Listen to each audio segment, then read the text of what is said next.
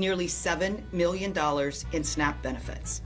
The fraud was shocking and glaring. America, I need you to understand the scale of what just got exposed in Boston. 2 store owners were arrested for trafficking nearly $7 million in SNAP benefits through storefronts smaller than your bedroom, but somehow processing more food stamps than full-scale supermarkets. The FBI caught them red-handed, exchanging benefits for cash, selling liquor with food stamps. But here's the part that's gonna make your blood boil. They were selling Manna Pack meals, which is donated food meant for starving children in disaster zones, for $8 a pack out of their fraud stores. This is taxpayer money being stolen while they profited off of food intended for dying kids overseas.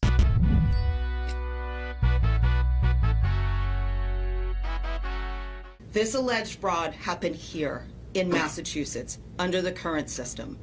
It only involved 2 individuals, and it resulted in millions of dollars in losses. What is up, guys? Tyson DELACRUZ here. Thank you so much for rocking with me. Now, SNAP benefit fraud has been going on for a long time. People selling food stamps for cash so they can buy drugs and other things. Apparently, some of you guys didn't know about this, but to be honest, this is the first time that I've seen this type of fraud at this scale. These 2 basically opened makeshift 7-Elevens and turned them into a multi-million-dollar criminal enterprise. Let me break down just how absurd this fraud scheme was. Antonio Bonner, 74 years old, originally from Haiti, owned the Jasuela Variety Store, a tiny 150 square foot storefront that's smaller than most people's bedrooms. Saul Alisme, 20 years old, from Hyde Park, owned Saul Michi Mix Store, whatever that is, which was about 500 square feet. Both storefronts operated with a single street-facing storefront in neighborhoods in Boston. Now here's where the numbers become almost impossible to explain. Despite their limited size, inventory, and food offerings, both stores exhibited extraordinarily high SNAP redemption volumes, far beyond what could reasonably be supported by legitimate food sales. The monthly SNAP redemptions for Jasuela Variety Store regularly exceeded $100,000. Many months exceeded $300,000. At times, they hit $500,000 per month. Compare that to a full-size supermarket in the same area that redeems approximately only $82,000 per month in SNAP benefits. These men abused one of the government's most critical safety net programs for their own financial gain. This is taxpayer money meant to keep people from going hungry. These defendants decide to take it for themselves. Think about what this means. A 150 square foot store that's smaller than most people's living rooms was processing more food stamp transactions than supermarkets with full aisles of groceries, fresh produce sections, and meat departments. That's not business. That is a fraud operation. They were not full service groceries. It would be a huge stretch to even call them convenience stores. The only thing convenient about these stores was how easy it was to commit SNAP benefit fraud. Now let's look at the transaction data, because this is where the fraud becomes almost undeniable. The FBI analyzed transaction patterns at both storefronts, and what they found was absolutely shocking. Only approximately 10% of SNAP transactions were for the amounts under $40. Meanwhile, more than 70% of transactions exceeded $95. Those transaction patterns are typically associated with larger supermarkets where families are doing their weekly grocery shopping, not small variety stores with limited food inventory. Think about what you could possibly buy in a 150 square foot store. Maybe some Doritos, Cheetos, chips, candy, soda, maybe a few canned goods. You are not doing a $95 grocery run at a storefront that size. You're not filling up a cart with food for your family. The only way those transaction amounts make sense is if the store owners were exchanging SNAP benefits for cash. And that is exactly what the FBI caught them doing. During an undercover operation conducted at both businesses over the course of this investigation, SNAP benefits were trafficked for cash on 4 occasions at the Jasuela Variety Store and 2 occasions at the Mix store. The defendants themselves were working the cash registers and both exchanged SNAP benefits for cash. This wasn't some rogue employee running a side hustle. This was the owner of the supposed store personally conducting the fraud operation. Both stores were also observed selling liquor in exchange for SNAP benefits, which is a violation of federal law. So not only were they trafficking benefits for cash, they were also letting people buy liquor with food stamps. This is the kind of fraud that destroys the integrity of the entire SNAP program. Now here's where the story goes from fraud to absolutely disgusting. The FBI found that both stores were selling Manna Pack meals, a donated food product manufactured by the nonprofit Feed My Starving Children. Now let me explain what Manna Pack meals are, because I had no idea what they were. These meals are paid for entirely by charitable donations. They're intended for shipment and distribution to food insecure children in disaster zones overseas. They were never authorized for retail sale. Ever. These are meals that people donated money to provide starving children in a place like Haiti, Somalia, and other countries experiencing humanitarian crisis. These products are not for sale anywhere.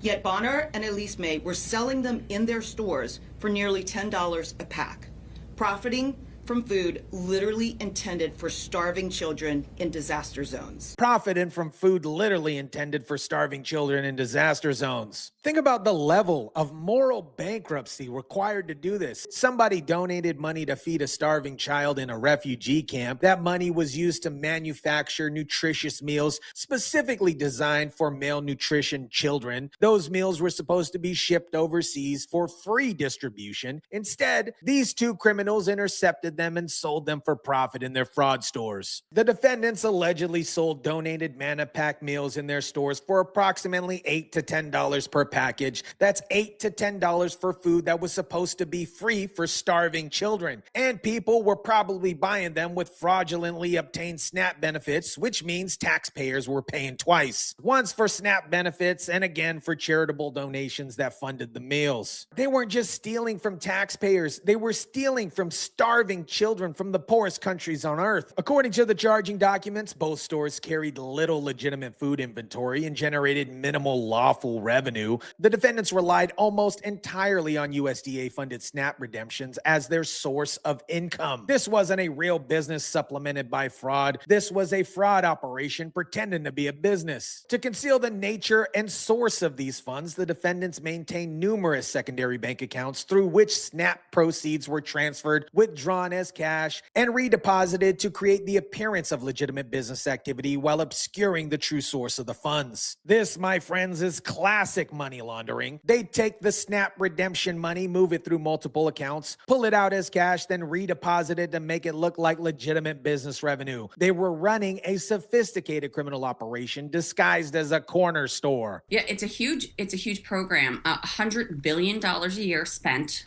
for 42 million Americans. It's about 1 in 8 households get SNAP benefits. It costs about $8 billion per month. And when you have a program that large with minimal oversight, you create opportunities for fraud on a massive scale. The FBI recovered electronic devices and digital evidence that will likely reveal the full extent of the conspiracy, whether there are additional co-conspirators who haven't been arrested yet. Because here's the thing, these two guys didn't figure it out on their own. This is the kind of fraud scheme that requires knowledge on how the SNAP system works, how to avoid detection, and how to launder the proceeds. Each defendant is charged with 1 count of food stamp fraud greater than $100. The charge carries a maximum sentence up to 5 years in prison, 3 years of supervised release, and a fine of $250,000. Both defendants are being held without bail and made their initial court appearance on December 15th at a federal courthouse in downtown Boston. The details contained in their charging documents are allegations, and defendants are presumed innocent unless and until proven guilty beyond reasonable doubt. But let's be real, the FBI has undercover operations on video, transaction data showing impossible redemption values, and evidence of them selling donated food for starving children. This isn't a case where there's any doubt about what actually happened. The only question is how many years they're going to spend in federal prison. Now, this Boston case is just one example of a much bigger problem that got exposed during the recent government shutdown. The shutdown's impact on the food assistance SNAP program for millions of low-income Americans also exposed clear opportunities for reform and accountability that could save taxpayers billions of dollars. Rachel O'Brien from OpenTheBooks.com broke down the scale of the SNAP program and the fraud within it. The Government Accountability Office put out an audit about SNAP recipients who reported that their benefits were actually stolen. That's only recipients who filed claims to get their stolen benefits replaced, and they're limited to file a maximum of 2 claims per year. This, my friends, is very underreported. It doesn't account for intended fraud, people who are getting SNAP benefits who were lying about their income or who were able to access benefits that they shouldn't have qualified for in the first place. So that's someone who has a SNAP card, someone else was able to access the card and access the benefits. So $320 million stolen in the last 2 years. It's such a low ball figure. And here's the kicker. These SNAP cards don't have microchips in most instances. California just added microchips. There are 6 more states looking at them. Microchips protect these cards. They're standard in debit and credit cards, but most SNAP cards are still using outdated technology that makes them easier to steal and easier to fraud. It's amazing. So that was fraud, right? We're talking, this is just ineptitude. Yeah. So this is just $10.5 billion in improper payments in fiscal year 2024. That is a 12% improper payment rate. That means 12% of the money going out the door for SNAP benefits shouldn't be being spent. The vast majority of that $10.5 billion is due to what they say a failure to access data or information needed. So it's not fraud, it's theft. It's simply they're not getting the information they need, but they're letting those benefits go out the door anyway. The amount has grown significantly over years. A decade ago, it was 3%. 5 years ago, it was less than 7%, and now it's 12%. The more that the program grows, the more fraud and waste will continue. This is what happens when you prioritize expanding programs over protecting them from abuse. The Boston case isn't isolated. This is happening in cities across America. Small stores with impossible transaction values, benefits being exchanged for cash, donated food being stolen for profit, and the USDA and state agencies can't detect or won't do anything about it. SNAP benefits are supposed to be used to help feed some of the most vulnerable Americans. But police say that was not the case at a store on Lorraine Avenue in Cleveland. In Cleveland, for example, investigators busted another fraud scheme where there were around 17,000 illegal transactions that took place. Somewhere in the neighborhood of $100,000 was recovered from that investigation. Agents say those benefits were illegally traded for cash, clothes, and even appliances. This is the pattern. Small stores in low-income neighborhoods become fraud hubs where people can exchange their SNAP benefits for cash at a discount. The store owners pocket the difference, and the benefits that were supposed to feed families end up funding drug habits, criminal enterprises, and luxury purchases. The investigator said exchanging SNAP benefits for cash is one of the most common forms of trafficking for the SNAP program, and it's happening in every major city in America. Boston just happened to be the biggest case that we've ever seen. America, 2 Boston store owners just got arrested for trafficking nearly $7 million